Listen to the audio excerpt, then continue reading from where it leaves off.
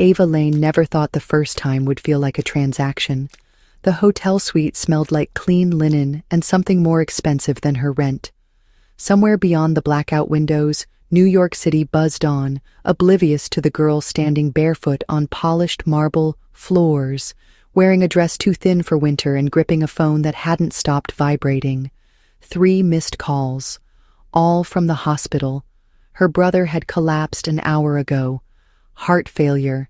He needed immediate surgery, something experimental, off regulation, and definitely not covered by his bare minimum insurance. The number the administrator gave her might as well have been a foreign language. 250,000. By morning. No delays. No exceptions. She had tried everything. Pawned what little jewelry she owned, maxed out both of her cards, begged 2 banks in person for a miracle. No one could move that kind of money overnight for a 24-year-old nursing graduate with no assets and no family but the boy on that hospital bed. Then she ran frantic, blind through the lobby of the nearest luxury hotel, hoping for a quiet corner to scream in. Instead, she collided with a stranger, a man who didn't flinch when she slammed into his chest, who looked at her like he'd seen this exact moment before. "Are you all right?" he asked. His voice was low, smooth, untouched by panic. She wasn't all right. And for the first time in hours, she didn't pretend. "No," she said quietly, honestly.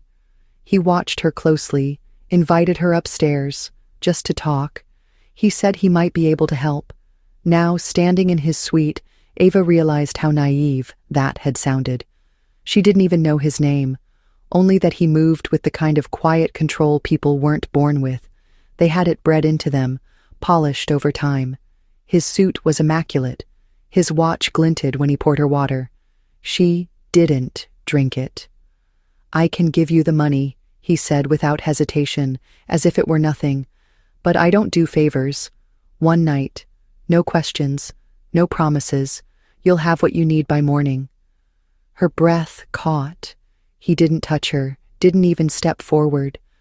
But the silence pressed heavier than words. Ava thought of her brother, lying alone and fighting to breathe. Thought of the machines, the alarms, the nurse who said he wouldn't make it to afternoon without intervention. Thought of all the people who had said no. And here was one man who could say yes. Her voice trembled. "Just one night?" "Just one," he said. It wasn't romantic. It wasn't cruel either. He was precise, dispassionate, like he was giving a performance he'd rehearsed before. When it was over, he didn't speak. He handed her a silk robe and pointed to the guest room. "Sleep." She lay in the dark for a long time, staring at the ceiling, wondering what she had done. She didn't cry. She didn't sleep. When the morning light crept into the room, Ava sat up slowly, body sore, mind numb. She turned to the nightstand and froze. A white folder sat neatly beside a sealed envelope, her name printed on the front. She opened it with shaking hands. Inside was a legal marriage certificate. Her name, his. Both signed, stamped, filed, and beneath it a single handwritten note. "You said you'd do anything to save someone you love. I'm simply asking you to keep your word." Ava Lane never believed in shortcuts. Her whole life had been a lesson in endurance, scraping together rent money in cash envelopes, surviving midterms with energy bars and expired coffee, memorizing anatomy terms on buses that smelled like burnt rubber and desperation. She had learned to stretch every dollar, bury every fear, and put herself last in a world that had never offered to put her first. That was the kind of woman she was: practical, rational, and stubborn to a fault. But none of that mattered when her brother's heart failed. She hadn't seen it coming. Jeremy was just a kid, 17, soft-spoken, fiercely smart, obsessed with astronomy and sugar cereal. She'd raised him since they lost their parents, carried the weight of every appointment, every prescription, every form with his name and her signature. He was all she had, and that night, the doctor said he had hours left if she didn't find the money. Now she was married to a man she didn't know, because he was the only person who had said yes. She didn't even know his full name until she read the marriage certificate again and again, as if the letters might rearrange themselves into something sane. Julian Wolfe, the Julian Wolfe, CEO of Wolfe Pharmaceuticals, billionaire, heir to one of the most ruthless legacies in the healthcare industry, and a man whose face was on the cover of last month's Forbes with the caption, Ice King of Medicine. He was a ghost in business circles, brilliant, elusive, utterly unreachable, and somehow he had chosen her. Or maybe he hadn't chosen her at all. Maybe she had walked into something that was never supposed to be a choice. After the shock wore off, Ava did what she always did. She compartmentalized. She got dressed, brushed her teeth with a toothbrush still in its wrapper, and walked out of the guest suite like she wasn't falling apart inside. Julian was already seated at the glass dining table, reading something on a sleek black tablet. He didn't look up. He didn't speak until she sat down across from him. Then, with maddening calm, he said, "The hospital confirmed receipt of the funds. Your brother's procedure is scheduled for noon." No good morning, no apology, no explanation for the piece of paper that had just changed her life. She stared at him. Why? He set the tablet down and finally met her eyes. "Because you said you'd do anything. I needed a wife. You needed a miracle. This solved both." Her jaw tightened. "You tricked me. I made an offer. You accepted it. What happened after that wasn't part of the plan, but it was efficient." He said the word like it was a virtue. Ava stood, too fast. The chair scraped loudly against the floor. "This isn't a game." "No," he said. "It's a contract, and it protects both of us." She took a step back, hand clenched around the folder. "I want out." His voice didn't rise, but it cooled. "You're free to leave, but the hospital's donation will be revoked immediately. I'll make sure the funding disappears quietly, cleanly, the way I do everything." Ava stopped breathing. She could hear it then, not cruelty in his tone, but calculation. She didn't know if it was worse. She whispered, "You'd really take it back?" "I don't make threats, Ava. I make promises. You have 30 days. Live here. Appear in public with me when needed. Keep quiet. And at the end of the month, you can walk away with your brother healthy and your conscience intact." She hated him in that moment, hated the way he had folded her into his world like another column in a spreadsheet. But more than that, she hated that he was right. She had made the deal. She had named her price. And now she had to survive it. The penthouse was immaculate, silent, and cold, just like the man who owned it. Ava spent the first 3 days pretending she wasn't living in someone else's life. Her bedroom, if she could call it that, was 3 times the size of her old studio apartment.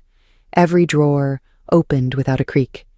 Every item was placed with surgical precision. It felt like a model home, untouched by real people. She didn't see Julian much, which suited her just fine. He disappeared during the day, consumed by meetings and calls she wasn't invited to understand. At night, he returned without announcement, nodded once in greeting, and vanished into his office.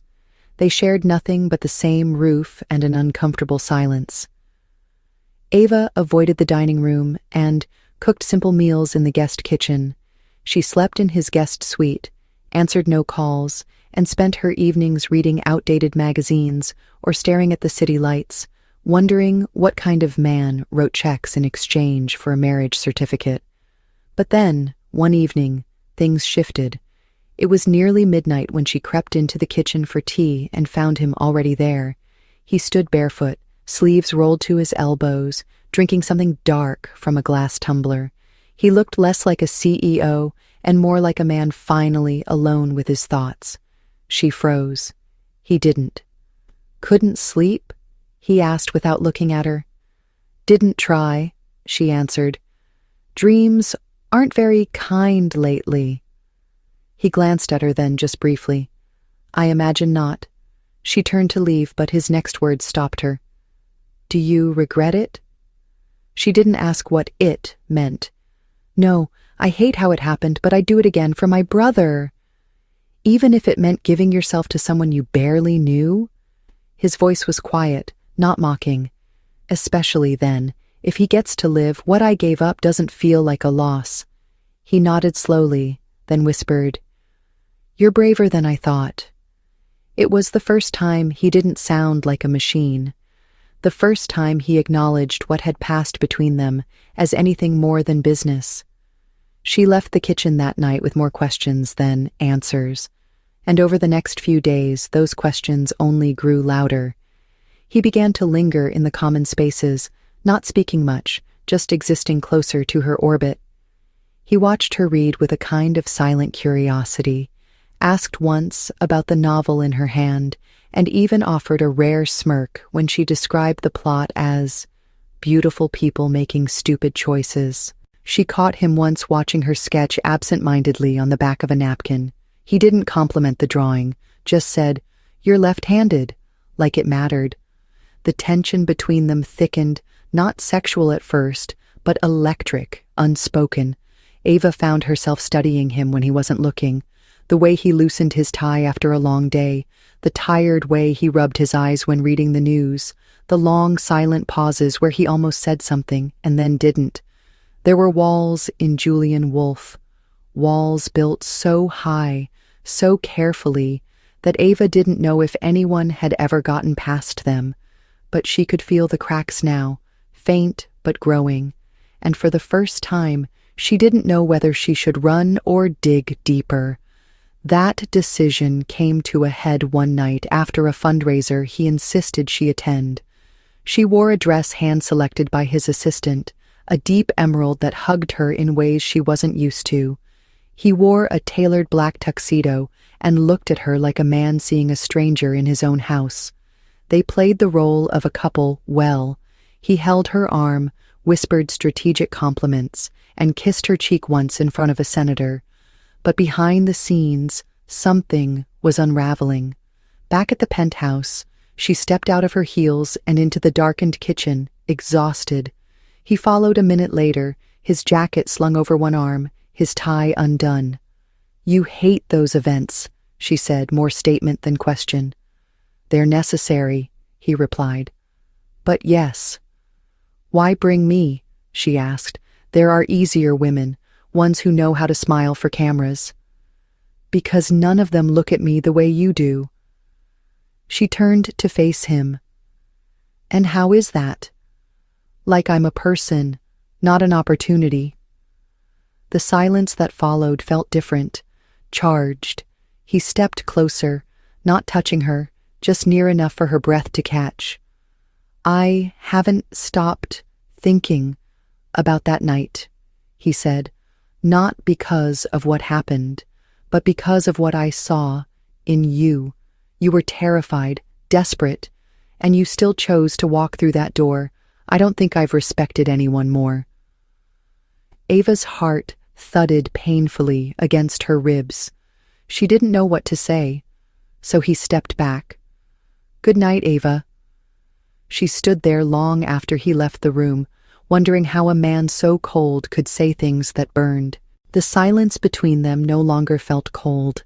It became something else entirely, like a wire drawn tight between two people who had already crossed too many lines to go back, but hadn't yet admitted they wanted to go forward. In the mornings, Ava started waking earlier, not out of obligation, but because she could hear the faint clinking of dishes in the kitchen. Julian made coffee every day at 6. She didn't join him, not at first, but she watched from the hallway, unseen, learning his rhythms. He stirred once clockwise, never added cream, always read the headlines from a physical paper instead of a screen. He didn't look like a man who needed company, but he didn't look like a man who had ever been given the choice either. One evening, as rain lashed against the glass walls of the penthouse, she walked into the living room and found him seated at the piano. She hadn't even known he played. The melody was something soft, melancholic, not quite a song, but more like a memory being unraveled note by note. She stood in the doorway, barefoot, arms crossed, saying nothing. He paused but didn't look at her. "My mother used to play this," he said quietly. "She said, when words failed, hands remembered." Ava didn't move. "What happened to her?" "Cancer. Aggressive. She died when I was 14. His fingers hovered above the keys. It was fast. We had money, connections. None of it mattered." For the first time, his voice cracked. "That's why I went into pharmaceuticals. I thought if I could control outcomes." He stopped. Ava stepped closer. "You wanted to save people." "I wanted to rewrite the story," he said. "But all I've done is sell better endings to people who can afford them." She sat down on the edge of the couch. "What you did for my brother, I didn't say thank you." "Don't," he said sharply. "It wasn't kindness." She shook her head. "Maybe not, but it still saved him. You don't have to believe in grace to give it." The words hung between them like something holy and broken. He turned then, really looked at her, and she felt stripped bare, not of clothes, but of every defense she'd ever learned to wear. He stood, walked over slowly, and knelt in front of her. His hand brushed her knee. "Do you regret it? That night?" Her throat tightened. "No, I just regret not knowing your name when it happened." He exhaled, long and shaky. "Julian," he said. "Julian Wolfe. And I haven't stopped thinking about you since the moment you walked into my life and flipped it upside down." She touched his jaw then, tentative but sure, and leaned down. The kiss was not explosive or desperate. It was slow, aching, two people finally removing armor with trembling fingers. He pulled her closer, hands at her waist, holding her like something precious he was afraid to drop. They didn't make love out of lust this time. They moved with the kind of care that only comes after pain, after mistakes, after choosing each other in spite of every reason not to. Later, wrapped in a blanket on the couch, she rested her head on his chest and listened to the steady rhythm beneath his ribs. "What happens after 30 days?" she asked. He traced a slow circle on her back. "You decide. I won't stop you if you want to leave, but I'll ask you to stay. This time, not as part of a deal, but because I don't want to go back to who I was before you walked in." Ava didn't answer right away, but she smiled into his skin, not because she had decided, but because she finally knew she had a choice. The following weeks blurred in a way that only happens when two people finally stop pretending they're strangers. Ava and Julian developed an unspoken rhythm. He brought her coffee without asking how she liked it. She left notes on the margins of his spreadsheets, correcting small typos with smiley faces. He pretended to be annoyed. She pretended not to enjoy it. They spent long evenings talking about ethics, ambition, memory, guilt. He shared more with her in those late-night conversations than he had with anyone in years. And slowly, piece by piece, she allowed herself to believe this was something real. But reality doesn't wait politely at the door. It came in the form of a photo. One morning, she opened her phone to a news alert. Her name, her face, and one damning headline. Billionaire CEO, secretly married woman, half his net worth. Insider claims it was a sex deal gone wrong. Her stomach turned cold. She scrolled past it, heart hammering, trying to convince herself it was just clickbait. But the article included more than gossip. It had images, grainy shots of her entering the hotel the night of their first encounter, photos of her leaving Julian's penthouse with messy hair and a guarded expression.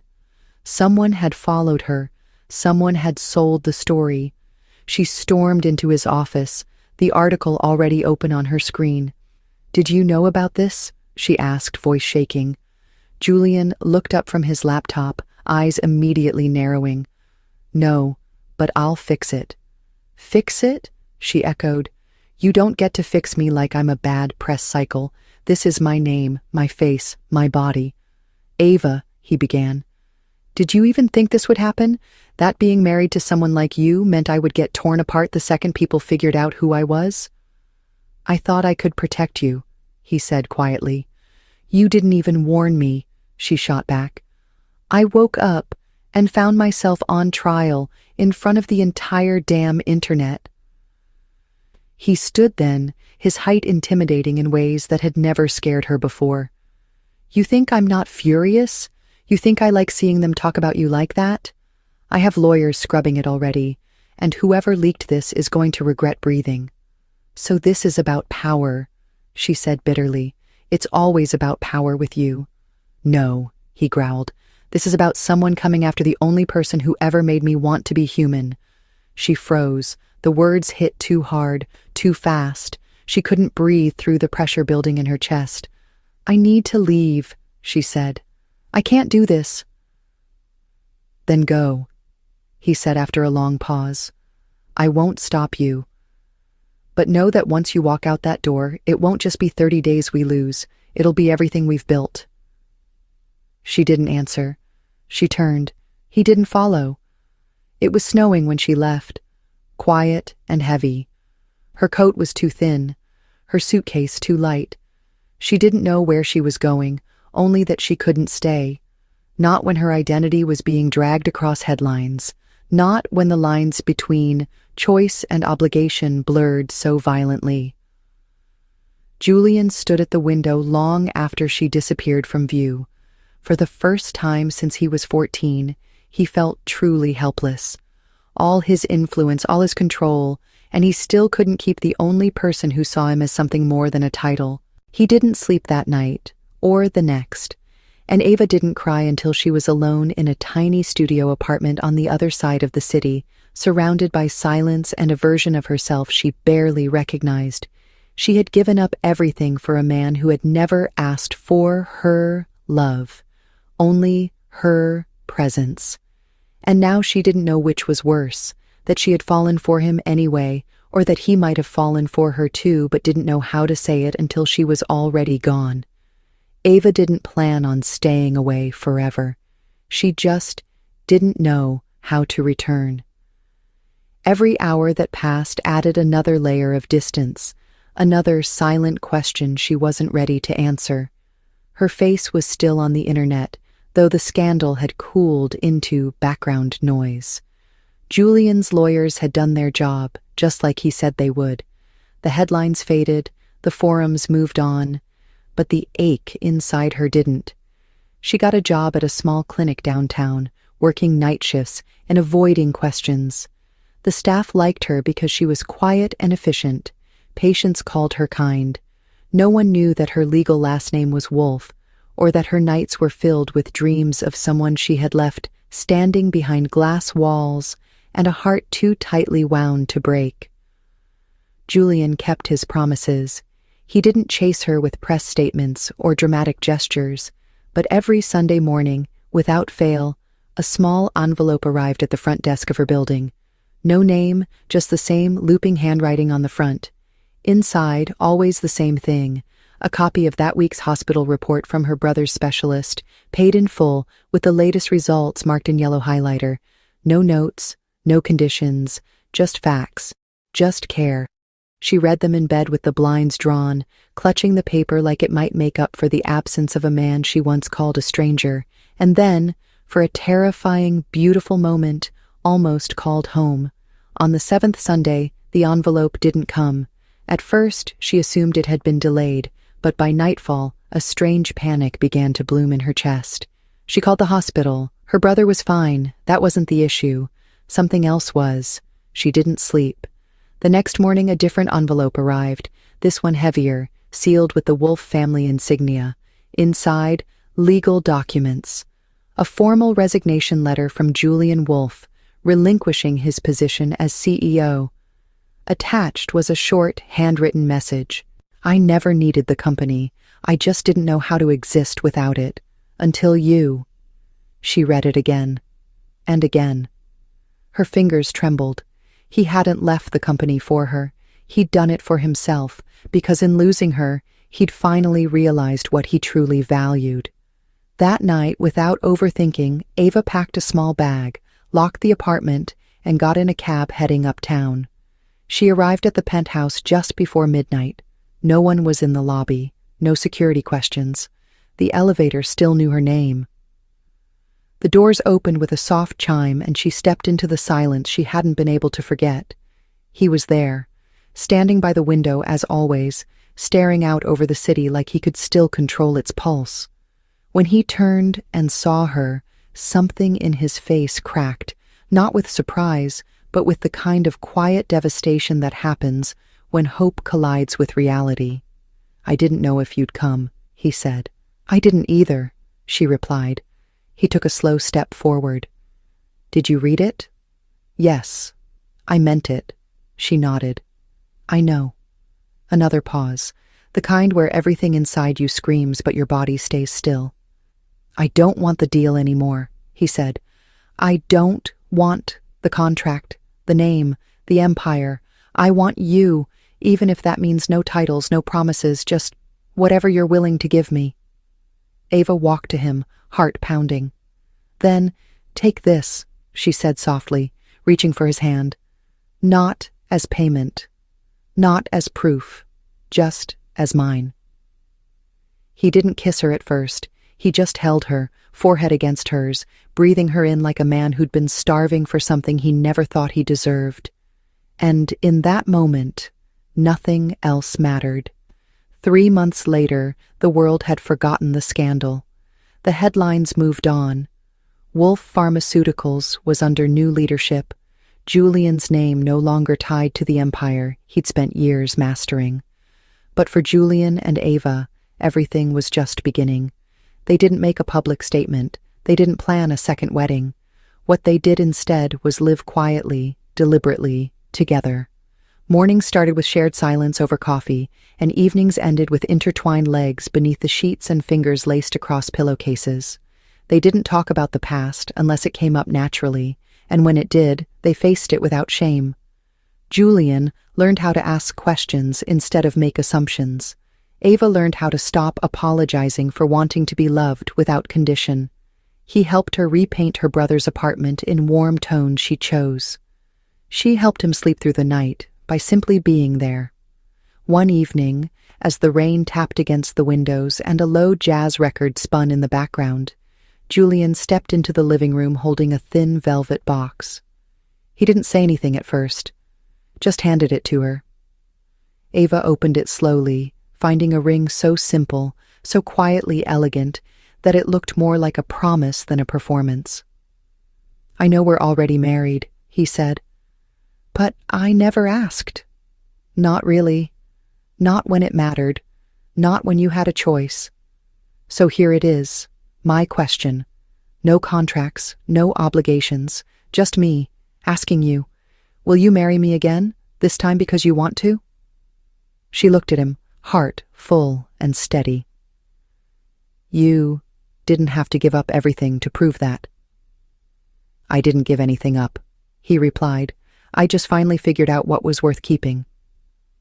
She slid the ring onto her finger without hesitation, and in the quiet that followed, she leaned into him, whispering, "Sometimes the thing you give away is the only way to find what was yours all along."